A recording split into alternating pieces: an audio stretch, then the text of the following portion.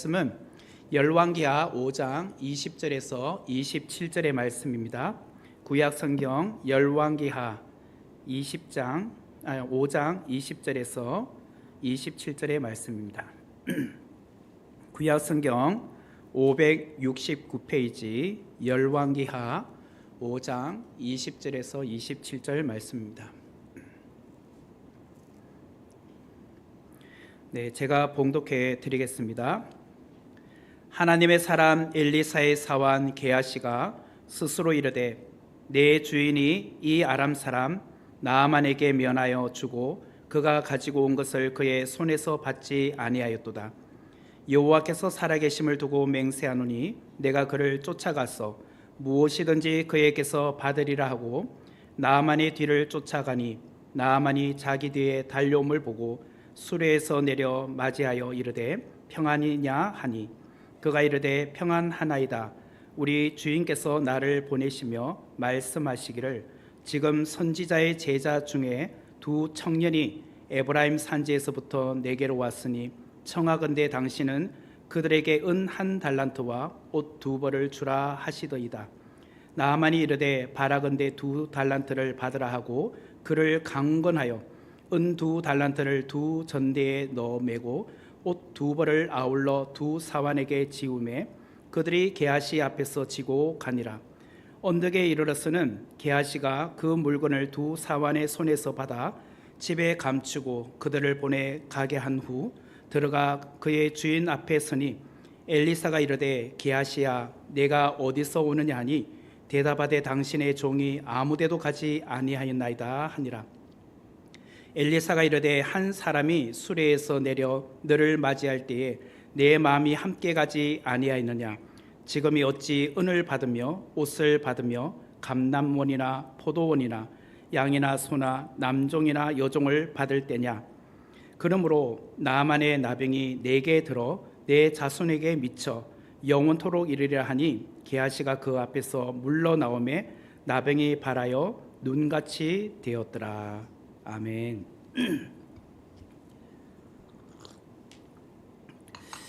네, 우리가 지난 시간에 이어서 오늘은 열왕기하 5장 20절에서 27절의 말씀을 중심으로 하나님 앞에 부끄러운 행동이라는 제목으로 귀한 은혜를 함께 나누기를 원합니다. 나아만은 엘리사 선지자의 말씀대로 요단강으로 내려가서 7번 몸을 담궜습니다. 그랬더니 어린아이의 피부처럼 너무나도 깨끗하게 완전하게 회복이 되었습니다. 그리고 그는 곧바로 아람으로 돌아가지 않고 엘리사의 집으로 오게 됩니다. 그리고 열왕기하 5장 15절에서 엘리사에게 이렇게 말합니다. 이제 이스라엘 외에는 온 천하에 신이 없는 줄을 아나이다. 청하건대 당신의 종에게서 예물을 받으소서라면서 강권하였다라고 나옵니다. 하지만 엘리사는 어떻게 했는가? 이 예물을 덥석 받은 것이 아니라 거절을 하였죠. 이에 나아만은 노새 2마리의 실을 흙을 달라고 하여서 그 흙으로 아람으로 돌아가서 하나님 앞에 예배드리도록 처소를 마련하겠다라고 말하게 됩니다.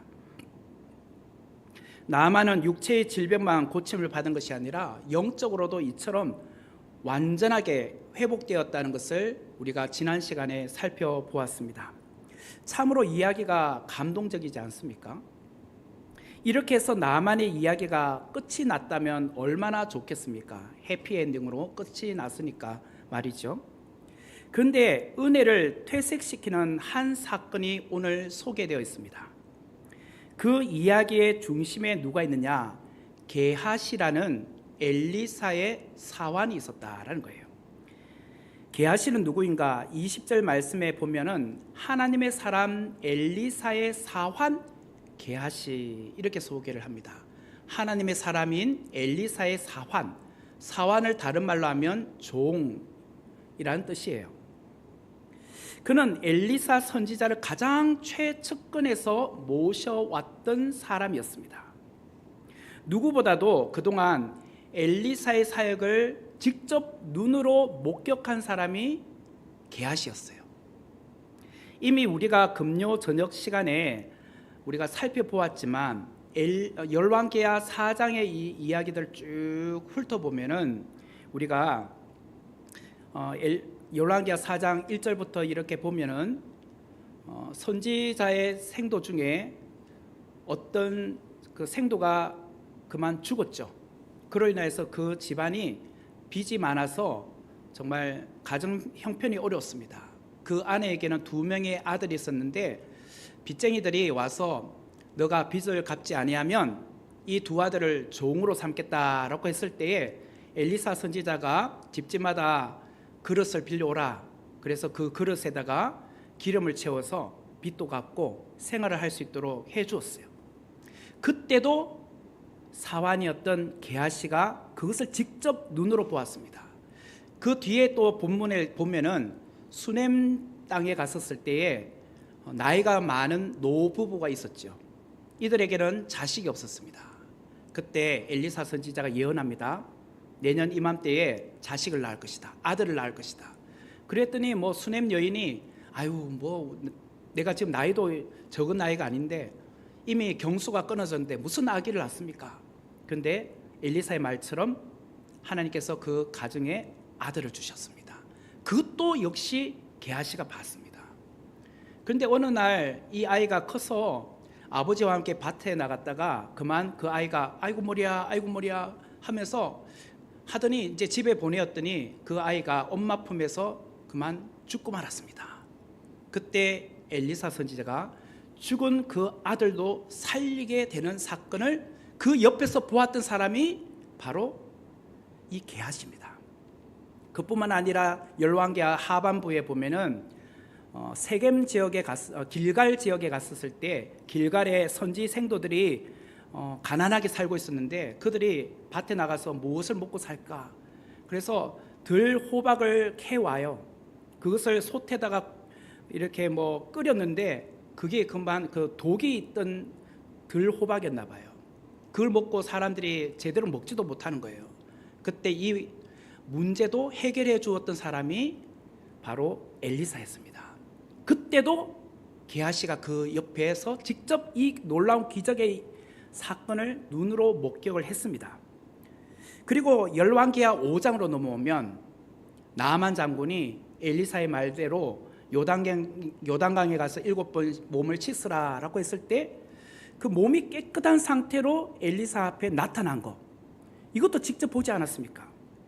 이렇게 누구보다도 하나님의 기적을 가장 가까이서 많이 경험하고 본 사람이 게하시예요. 그렇다면 우리가 게하시라면 어떻게 반응을 해야 맞을까요? 우와, 엘리사 선지자님 정말 대단하시다. 내가 이분을 모실 수 있다는 거 너무 영광이야. 나에겐 큰 복이야.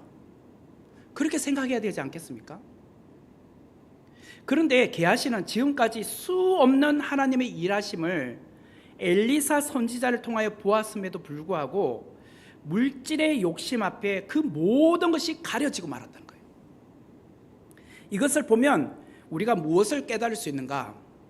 아무리 큰 기적을 보아도 그 기적이 사람을 변화시켜주지 않는다는 거예요. 그 큰 기적이 사람을 믿음의 결단으로 나아가게 하는 것은 아니더라는 거예요. 많은 사람들은 기적을 쫓아요. 이렇게 말하죠. 내게 예수님을 보여주면 내가 교회 다닐게. 내 병을 고쳐준다면 내가 믿을게.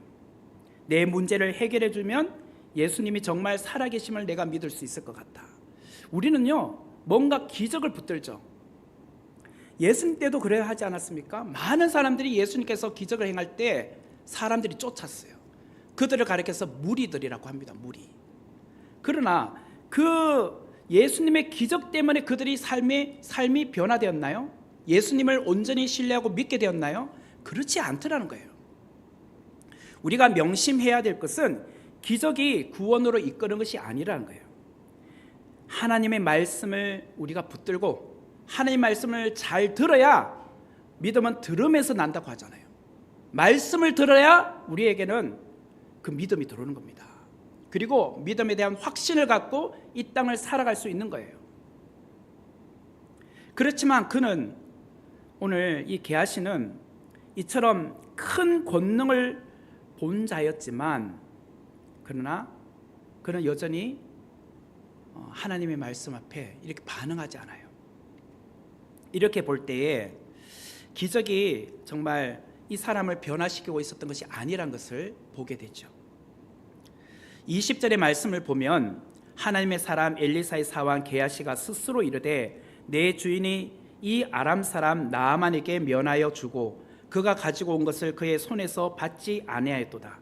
여호와께서 살아계심을 두고 맹세하노니 내가 그를 쫓아가서 무엇이든지 그에게 받으리라 하고. 20절의 말씀에 보면은 중요한 한 단어가 나오는데요. 앞에 부분에 보면 게하시가 스스로 이르되라고 해요. 스스로 이르렀다. 이게 뭘까요? 스스로 생각했다는 거예요. 스스로 이르다 독백했다는 거예요. 스스로 이렇게 독백을 하는 거예요. 무슨 독백을 하느냐? 이거죠. 여호와께서 살아계심을 두고 맹세하노니 내가 그를 쫓아가서 곧 나아만을 쫓아가서 무엇이든지 그에게서 받으리라. 지금 나아만에게 쫓아가서 뭐라도 좀 받아와야지 않을까. 그런데 그 앞에 단서가 붙어요. 여호와께서 살아계심을 두고 맹세하노니, 이 말을 해요.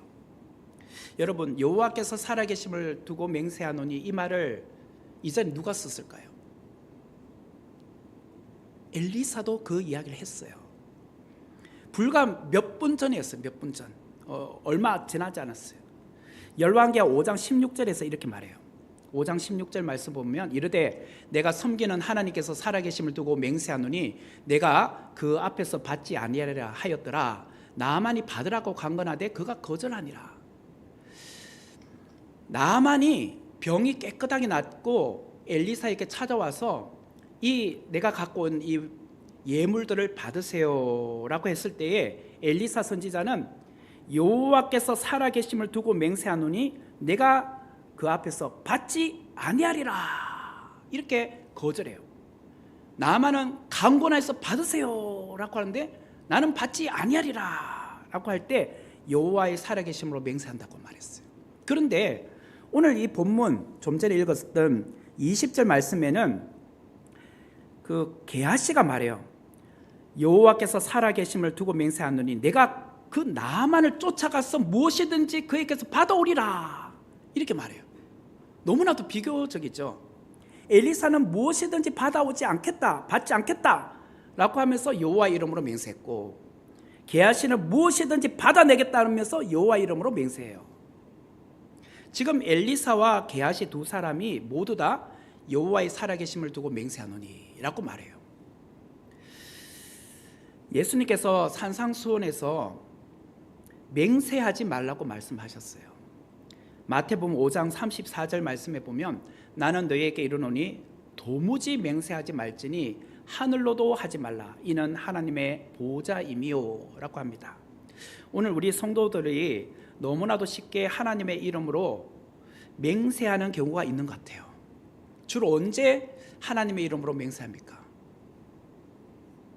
자신의 말이 정당하다, 맞다라는 것을 다른 사람들에게 입증시키려고 할 때 내가 하나님의 이름으로 맹세한다. 내가 성경책에 손을 얹고 맹세한다. 뭐 이런 말을 한단 말이에요. 사실 이것이 얼마나 혼란을 일으키는지 몰라요. 예수님은 이렇게 말씀을 하셨습니다. 마태복음 5장 37절 말씀에 오직 너희 말은 옳다, 옳다, 아니라, 아니라 하라. 이에서 지나는 것은 악으로부터 나느니라. 맹세하지 말라는 거예요. 함부로 그냥 맞으면 옳다, 아니면 아니다 이렇게 말하면 되지 뭘 여호와의 이름으로 맹세한다고까지 하느냐. 그렇게 하나님의 이름을 망령되이 부르지 말라고 하셨어요. 본문에 엘리사와 게하시가 하는 다른 반응이 있죠. 엘리사는 나아만이 예물을 받으라고 할 때 어떠한 고민도 하지 않았어요. 깊이 생각해보고 받을까 말까 고민하다가 안 받을래 이게 아니라 깊이 생각도 안 했어요. 그냥 탁 나오자마자 안 받습니다 이렇게 말했어요.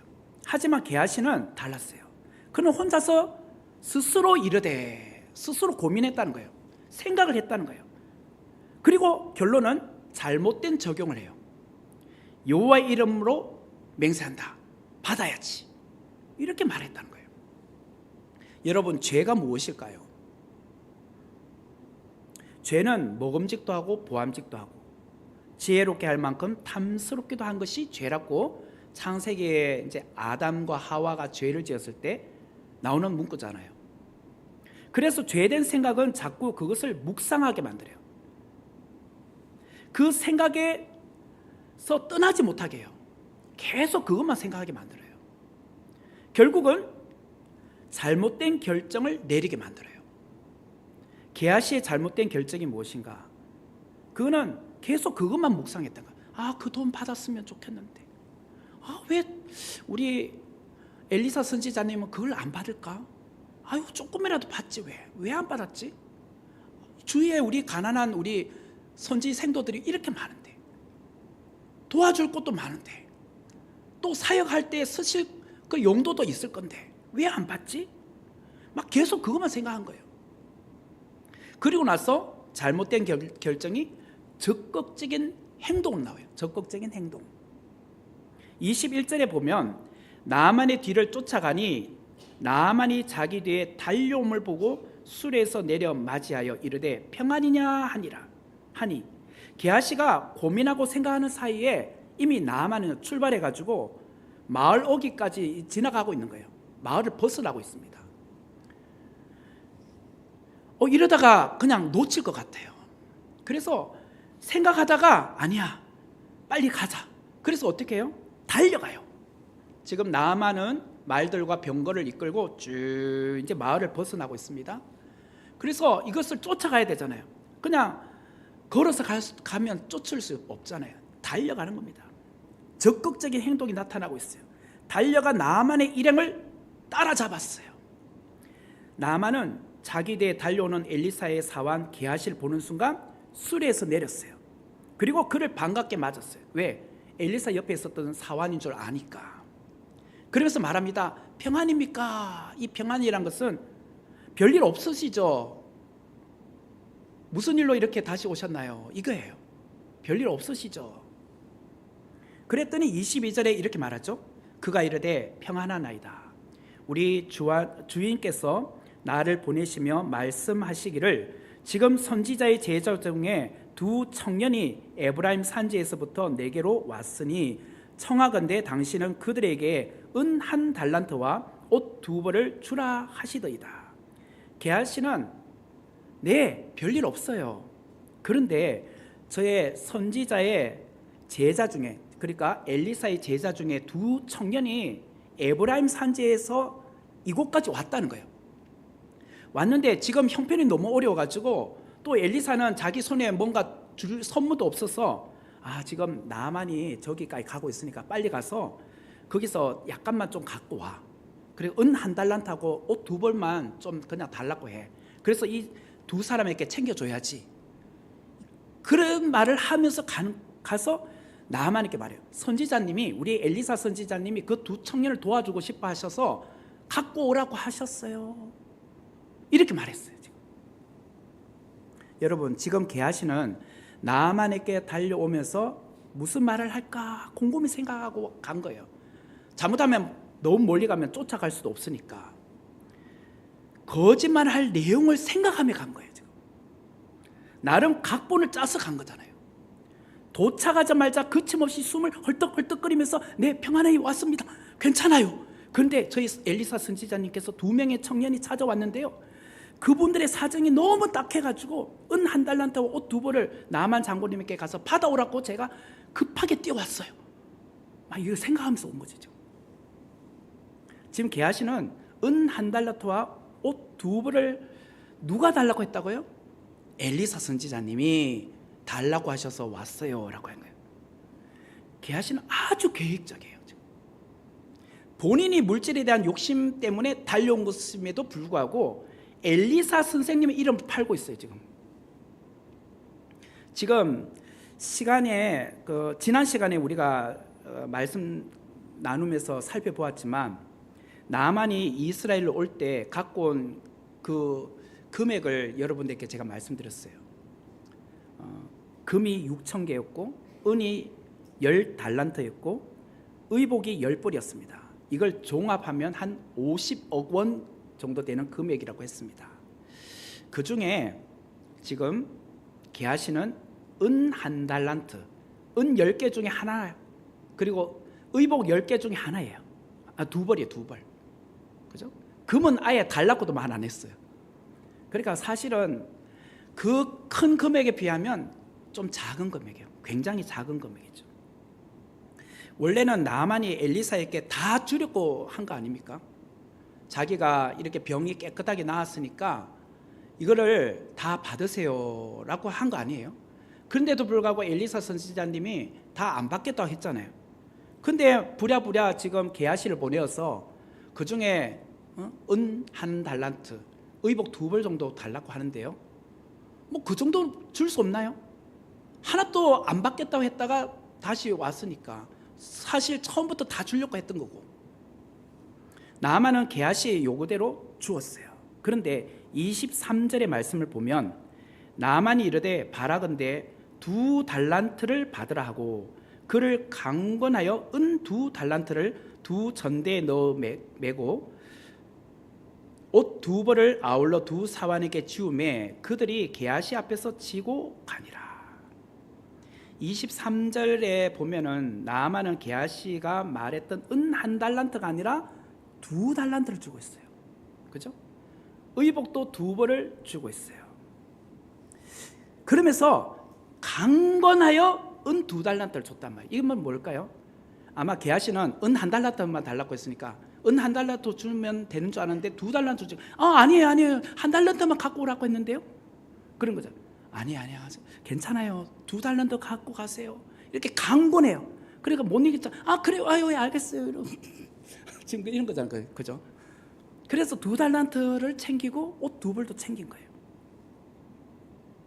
근데 거기 보니까 은 2달란트를 2전대에 넣어 매고 또 2사안이 지고 매고 갔다는 말이 나와요. 그러니까 이게 얼마나 큰 무게인지 나와요. 은 2달란트가 2사람이 지고 가야 될 만큼의 무게였어요. 그러니까 은 한 달란트가 한 사람, 장정 한 사람이 메고 가야 될 만큼의 큰 무게였다는 거예요. 어마어마한 무게예요. 이것도 큰 금액이었다는 거예요. 여러분, 이때 게하시는 어떤 생각이 들었을까요? 아니에요. 그냥 하나만 주셔도 돼요. 은 하나만요. 근데 아니에요. 나만이 강권해서 2달란트를 주면서 갖고 가십시오 라고 했을 때 이때 게하시의 속내는 어땠을까요? 어떤 생각이 들었을까요? 큰일 났다 이겁니까? 속으로 후회했을지도 몰라요. 이럴 줄 알았으면 조금 더 크게 부를걸. 그죠? 괜히 은 한 달란트 옷 2벌이라고 했네. 와, 이거 겁먹어가지고 그냥 그 정도밖에 말 안 했잖아요. 조금 더 세게 불렀더라면 은 한 3-4달란트는 받았을걸. 괜히 한 달란트라 해가지고 아이고 후회스러워라 안타까워라 이러지 않았을까라는 생각도 들어요. 그런데 죄가 이래요. 죄가 바로 이런 거라는 거예요.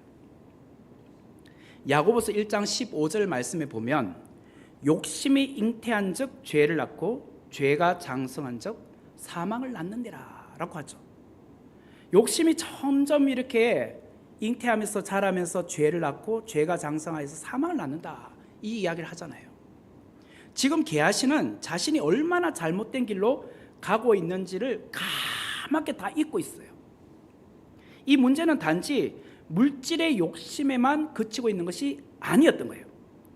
이 사람에게 가장 큰 문제가 무엇일까요? 죄된 문제는 한 사람의 영혼 구원에 있어서 잘못된 생각을 갖게 한 것, 이게 가장 큰 문제였다는 거예요. 한 사람의 영혼 구원에 있어서 잘못된 생각을 갖게 한 것. 나만이 나병에서 깨끗한 게 나은 이후에 엘리사 선지자를 찾아와서 무엇이라고 했습니까? 열왕기하 5장 15절 말씀에 이제 이스라엘 외에는 온 천하에 신이 없는 줄을 아나이다 이렇게 말하지 않았습니까? 그리고 당신의 종에게서 예물을 받으소서라고 했어요. 그리고 나서 그는 또 이어서 5장 17절에 이렇게 말했습니다. 노새 2마리의 실을 흙을 당신의 종에게 주소서. 이제부터는 종이 번제물과 다른 희생 제사를 여호와 외 다른 신에게는 드리지 아니하고 다만 여호와께 드리겠나이다. 지금 나만의 생각은요, 나의 나병을 고친 분은 여호와 하나님이라는 것을 고백하고 있는 거예요. 엘리사 선지자를 통하여서 하나님께서 역사하셨다는 것을 고백하는 거잖아요. 그렇기 때문에 지금 나만은 거저 받은 그 하나님의 은혜에 감사하고 있어요. 엘리사는 나만은 초신자라고 제가 지난 시간에 말씀드렸어요. 이제 갓 하나님을 믿게 된 사람입니다. 이제부터 하나님께 영광 돌리는 자로 살아야겠구나. 하나님만을 예배하는 자로 내가 살아야겠구나.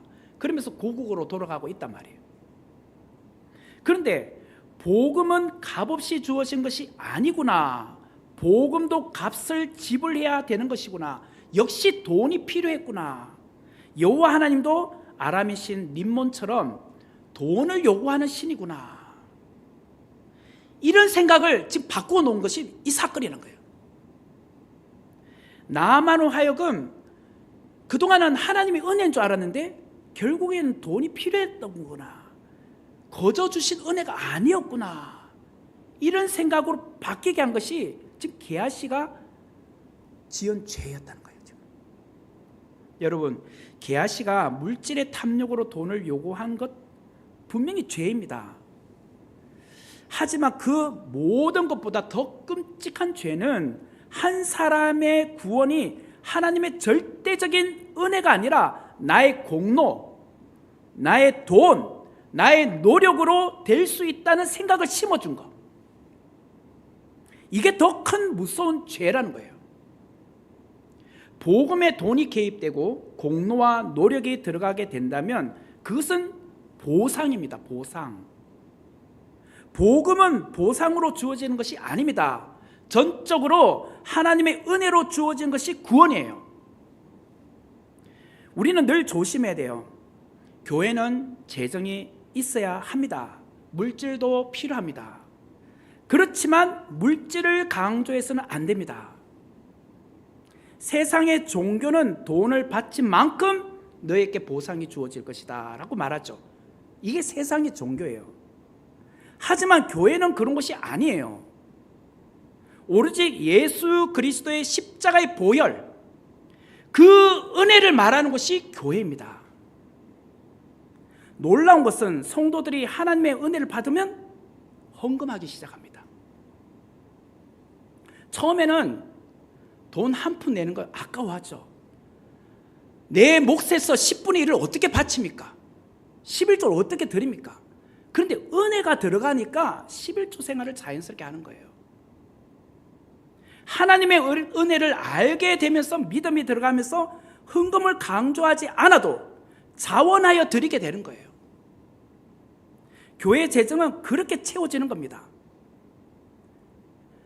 돈 내라, 11조 생활하라 강조하지 않아도 은혜 받으면 한다는 거예요. 오직 예수, 오직 말씀, 오직 은혜, 이것이면 충분해요.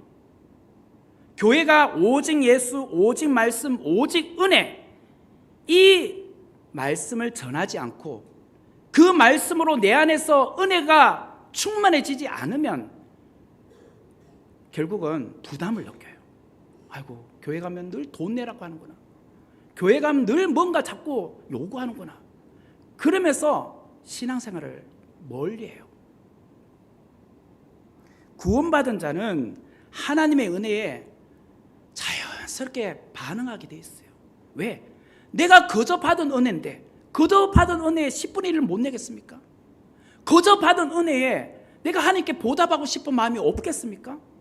여러분들도 누군가에게 정말 은혜를 크게 입었다면 그 사람으로 인해서 내가 정말 죽을 뻔했던 생명이 다시 살아났다면, 교통사고 날 뻔했는데 그 사람이 나를 건져주었다면 내가 그냥 가만히 있겠냔 말이에요. 나만 장군은 값없이 베풀어 주신 하나님의 은혜를 받고 돌아가서 하나님을 예배하는 자가 되겠다고 했잖아요. 그것을 엘리사 앞에서 고백을 했습니다.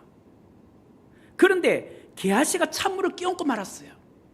게하시는 복음을 변질시키고 말았어요. 대가를 지불해서 얻는 복음이구나. 값을 주고 획득한 구원으로 전략시키고 말았다는 거예요. 예수님이 필요 없는 복음으로 만들고 말았어요. 우리는 절대로 복음을 변질시켜서는 안 됩니다. 복음은 오직 예수 그리스도의 십자가의 보혈, 그것이 우리에게 주어짐으로 값없이 주어진 선물이었다는 거예요. 이게 구원이에요. 이 사실을 우리가 매일 삶 속에서 고백하지 않으면 안 된다는 거예요. 25절의 말씀을 보면 들어가 그의 주인 앞에 서니 엘리사가 이르되 게하시야 내가 어디서 오느냐 하니 대답하되 당신의 종이 아무데도 가지 아니하였나이다 하니라. 게하시는 엘리사의 사환으로 한시도 그 엘리사 곁을 떠나면 안 되는 사람이에요. 왜? 종이잖아요. 우리도 사극을 보면 종이 주인이 잠시 갔다 와 라고 말하지 않는데 그 곁을 떠나면 됩니까? 언제 부를지도 모르는데 야 뭐 부르면은 게하시야 하면 내 주인님하고 늘 뛰어와야 되잖아요. 이게 종 아닙니까? 그런데 게하시가 나만 장군을 만나 은 2달란트와 옷 2벌을 갖고 오는 시간이 많이 지체되었을 거예요. 그는 엘리사 선지자가 눈치채지 못했을 거라 생각하고 태연하게 엘리사 선지자 앞에 왔을 겁니다. 그런데 엘리사가 이런 말을 합니다. 질문해요. 게하시야 네가 어디서 오느냐? 이 부분을 표준 세번역에는 이렇게 표현합니다. 게하시야 어디를 갔다 오는 길이냐? 어디를 갔다 오는 길이냐고 물어요. 아마도 엘리사가 그를 몇 차례 불렀을지도 몰라요. 게하시야 게하시야 어디 있니? 라고 불렀지만 아무 대답이 없으니까 아마 네가 어디 있다 왔냐 이렇게 물었을 수도 있죠. 그런데 이때 게하시가 무엇이라고 답변하죠? 당신의 종이 아무데도 가지 아니하였나이다. 아무데도 안 갔대요. 불렀으면 그럼 와야지. 어떻게 거짓말 합니까? 아무데도 안 갔대. 게하시는 나만 장군 앞에 갈 때는 나름 계획을 세우고 갔잖아요. 막 뛰어가면서 엘리사 선지자님이 지금 집에 지금 2명의 청년이 에브라임 산지에서 왔대. 그 사람이 돈이 없대. 그러면 그 사람에게 옷 2벌하고 은 1달란트를 줘야겠다. 이런 생각을 하면서 간 거예요. 그런데 그러면서 지체되었잖아요. 거기 가는 데만 집중하다 보니까 돌아와서 엘리사 선생님한테는 선지자님에게 무슨 말 하지? 아마 그 생각까지는 못한 것 같아요. 너무나도 정신없이 갔다가 오는 바람에, 그죠? 헐떡벌떡 와가지고 이제는 엘리사 선생님 앞에 왔는데 생각할 시간은 없었던 거죠. 그러니까 갑자기 어디 갔다 왔냐? 아무 데도 안 갔는데요. 이런 거예요 지금. 그런데 더 근본적인 문제가 있어요. 더 근본적인 문제. 엘리사 선지자가 누굽니까? 엘리사는 엘리야 선지자로부터 갑절의 영감을 받은 사람이죠. 갑절의 영감. 영적인 사람이에요. 영적인 사람. 지금까지 우리가 엘리사 선지자의 사역을 보지 않았습니까? 많은 기적을 행한 이야기들, 그 중에서도 죽은 자를 살린 기적, 이것도 우리가 봤어요. 그런 엘리사가 게하시가 무엇을 하고 왔는지 몰랐을까요? 이 영적인 사람이? 만약 엘리사 선지자가 게하시를 몇 시간 동안 찾지 않았다 할지라도 분명히 이분은 영적인 사람이기 때문에 다 꿰뚫어 보고 있었을 거예요. 하나님의 사람이 이걸 모르겠냔 말이에요. 그런데 아무 데도 안 갔대. 말도 안 되지 이게. 여러분, 여러분의 자녀가 어렸을 때 여러분의 자녀들이 말하는 걸 들어보면 이 아이가 내한테 지금 거짓말하구나, 진짜구나. 여러분 모르셨습니까? 다 알잖아요. 그 아이는 진짜 진실을 다해서 엄마 아빠 모를 거야 라고 속여가면서 말하는데 우린 속으로 다 알면서 듣고 있잖아요. 언제쯤 진실을 말할까 꿰뚫어 보고 있잖아요. 몰라서 모른 척 하는 게 아니에요. 알면서도 모른 척 해주는 거예요. 지금 이게 부모잖아요. 제가 2015년도에 이전 교회를 사임하고 한 8개월 정도 이제 공백의 시간이 있었습니다. 그때 매일같이 기도를 했는데요. 하루는 제가 천보산 민족기도원에 가서 기도를 하게 됐습니다. 강북에 있습니다. 9월 18일이었어요. 2015년 9월 18일 그날이 금요일이었는데 금요일 저녁 그 기도에 가서 기도를 하게 됐습니다. 설교하셨던 강사 목사님께서 설교한 이후에 안수기도를 해주시겠다는 거예요. 그래서 안수기도 받고 싶은 분들은 이 강대상 앞에 이렇게 꿇어 앉아 계십시오라고 하신 거예요. 그래서 이곳저곳에 사람들이 쭉 이렇게 일렬로 쭉 앉더라고요. 그래서 저도 그때 나와봤어요. 이제 조명이 이제 은은하게 이제 불이 다 꺼졌어요. 우리가 이제 기도할 때는 불을 은은하게 하잖아요. 그러니까 누가 누군지 잘 구분이 안 돼. 그리고 그 사람은 고개를 푹 숙이고 안수받을 걸 생각하고 고개를 푹 숙이고 있기 때문에 강사님은 이 사람이 누군지를 몰라요. 그냥 그분의 머리에다가 손을 얹고 기도해 줄 뿐이에요. 이제 제 차례가 되었어요. 그때 제가 녹음을 했어요. 그래서 집에 가서 그 녹음한 거를 다 받아쳤는데 어떻게 저한테 기도를 해주셨느냐면, 내가 모태에 짓기 전에 너를 알았고 네가 배에서 나오기 전에 너를 성별하였으니 너는 열방을 위한 나의 동역자라. 너의 집에 내 발을 둘 것인즉 아니라고 하지 말라. 왜 나냐고 말하지 말라. 내가 너를 불렀으니 내가 너를 보낼 것이며 내가 너로 말하게 하리라. 내가 너를 통하여 먹을 것이며 다시 심을 것이며 다 부러뜨릴 것이며 다시 세울 것이며 다 파괴할 것이며 다시 건설하리라. 그들을 두려워하지 말라. 내가 들어 쓸 것이며 너를 특별히 소유로 삼았음을 보이며 그들 가운데에서 반드시 너를 건져내리라. 예레미야의 축복이 내게 임하리라. 이렇게 기도해 주셨어요. 제가 그 내용을 들으면서 소름이 끼쳤어요. 마치 이분이 나를, 내가 목사란 걸 알고 기도하는 것. 제가 목사인지 어떻게 알아요? 거기는 어떤 성도들, 집사님들 있을 거고 권사님, 장로님들도 있을 것인지 내가 목사인지 어떻게 알아요? 이 내용의 문구는 목회자의 소명이에요. 예레미야에 나오는.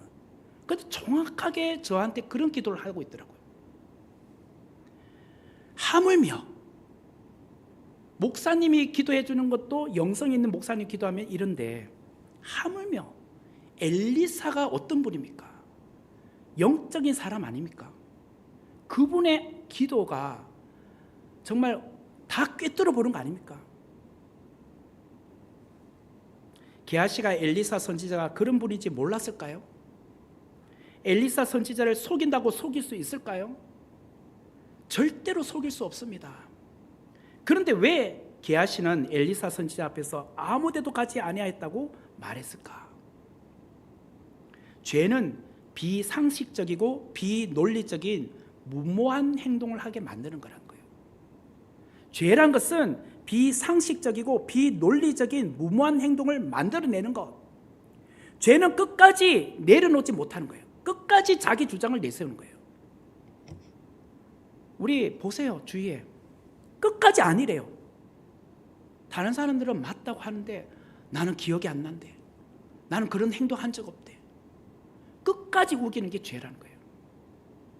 26절의 말씀을 보면 엘리사가 이르되 한 사람이 수레에서 내려 너를 맞이할 때에 내 마음이 함께 가지 아니하였느냐. 지금이 어찌 은을 받으며 옷을 받으며 감람원이나 포도원이나 양이나 소나 남종이나 여종을 받을 때이냐. 보세요, 엘리사는 가보지 않고 이미 다 알고 있었잖아요. 꿰뚫어 보고 있잖아요. 네가 지금 은 받은 거, 돈, 옷 받은 거 다 알고 있잖아요 지금. 그런데 특별히 26절에 보면 중요한 단어가 나옵니다. 내 마음. 이 히브리 원어로는 내 심장이라고 해요. 내 심장. 엘리사는 게하시에게 나아만이 수레에서 내려 너를 맞이할 때 너의 마음이 함께 그곳에 있지 않았느냐. 네 마음도 거기 있었다는 거예요. 결국 마음이 문제였다는 거예요. 죄가 무엇인가? 한 사람의 마음이 죄에 가까이 가 있는 거예요. 그 마음을 뒤 흔들어 놓는 것이 죄라는 거예요. 제가 어렸을 때 초등학교 다닐 때 운동장에 그 화면을 보면 지구본 모양의 뺑뺑이가 있었어요. 아마 잘 아시죠? 요즘은 학교 운동장 이런 거 잘 없더라고요. 우리 어렸을 때 다 아마 기억나실 거예요. 지구본 모양의 이렇게 빙글빙글 돌리는 거잖아요. 밖에 친구들이 막 돌리면 우리 안에서 막 이렇게 반대로 막 돌고 있고 그래야 덜 어지러우니까. 어떨 때는 거기 막 매달려서 막 같이 돌죠. 결국 안 떨어지려면 어떻게 돼요? 봉을 세게 붙잡고 있어야 돼요. 기둥을 세게 붙들고 있든지. 마치 그런 것 같아요. 사람들이 막 그 죄란 것은 우리 마음을 흔드는 거잖아요. 그때 우리의 마음이 흔들리지 않는 것은 무엇이냐? 말씀을 붙드는 거예요. 말씀을 붙드는 거. 아무리 막 흔들어도 그때 내가 말씀을 꽉 붙들고 있으면 거기서 떨어지지 않는다는 거예요. 26절의 말씀을 보면은 다시 보면 엘리사가 이르되 한 사람이 수레에서 내려 너를 맞이할 때에 내 마음이 함께 가지 아니하였느냐? 지금의 어찌 은을 받으며 옷을 받으며 감람원이나 포도원이나 양이나 소나 남종이나 여종을 받을 때이냐? 여기 보면 엘리사가 마지막에 네가 뭐뭐를 받을 때이냐 이렇게 말해. 받을 때냐 이렇게 책망해요. 그렇다면 지금은 뭘 할 때란 말인가요? 네가 지금 그런 돈을 받을 때냐? 그러면 나는 지금 무엇을 해야 될 때라는 말이에요. 지금은 기뻐하고 즐거워할 때란 거예요. 하나님의 은혜를 네가 지금 목격하지 않았냐? 한 사람이 구원받아가지고 너무 기뻐서 그의 나라로 돌아가고 있지 않느냐? 예배하겠다고 하면서 돌아가고 있지 않느냐? 지금은 기뻐할 때야. 한 생명이 주님께로 돌아온 거 그것을 기뻐할 때야. 그런데 너는 무엇을 하고 있었느냐? 그 영혼을 실족시키지 않았느냐?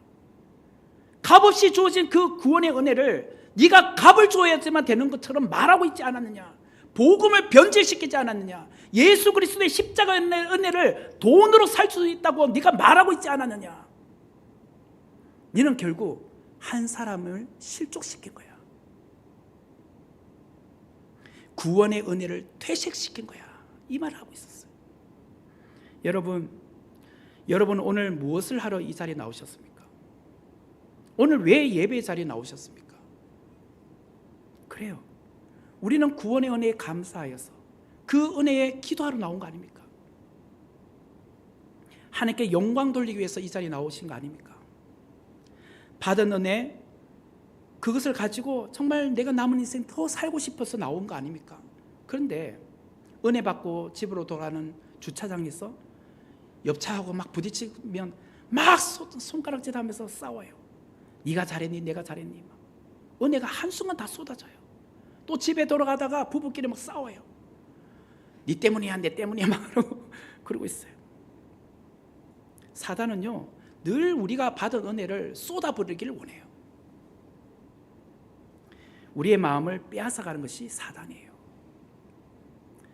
그래서 절대로 하나님 앞에 부끄러운 행동을 해서는 안 되잖아요. 지금 게하시는 하나님 앞에 너무나도 부끄러운 행동을 하고 말았어요. 27절의 말씀을 보면 그러므로 나아만의 나병이 내게 들어 내 자손에게 미쳐 영원토록 이르리라 하니 게하시가 그 앞에서 물러나오매 나병이 발하여 눈같이 되었더라.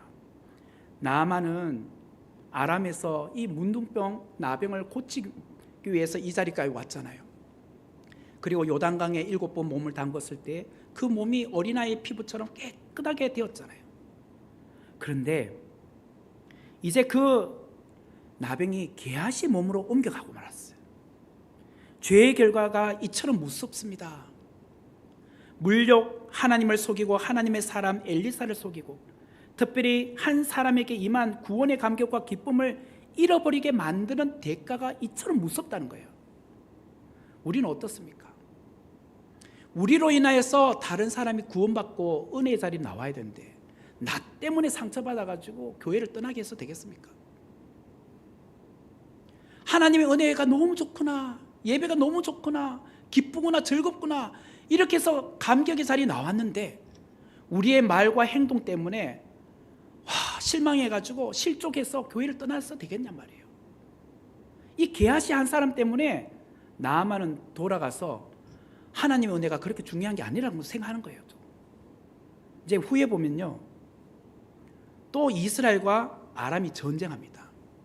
만약에 나만이 하나님의 은혜를 전적으로 경험해가지고 왔다면 전쟁을 필사적으로 막았을 거 아닙니까? 이스라엘과 전쟁하면 안 된다고 했을 거 아닙니까? 근데 왜 전쟁이 또 일어납니까? 아무리 아람 왕이 전쟁해야 된다고 해도 자기가 군대 장관으로서 절대 그랬으면 안 됩니다. 막았을 거 아닙니까? 이제 하나님의 은혜를 모르는 거예요. 우리 때문에 교회를 떠나면요, 그 사람이 평생을 교회 안 다닌다고 생각해 보세요. 하늘에 가서 하나님 앞에 무슨 말을 하겠습니까? 지금 니는 뭘 하다 왔냐? 몇 사람을 실족시켰냐? 그런 생각하니 목사인 제가 참 부끄러워요. 저는 여러분보다 더 이 자리에서 많은 분들 앞에 설교해야 되는 자리에 있잖아요. 그러니까 제 한마디 한마디로 인하여서 여러분들에게 미칠 영향이 얼마나 클까? 그러니까 더 부담스럽고 이 자리가 무거워요. 하물며 우리는 안 그랬냔 말이에요. 모두는. 저와 여러분은 하나님께서 받으셔야 할 영광을 가로채서는 안 됩니다. 하나님 앞에 부끄러운 행동을 하지 맙시다.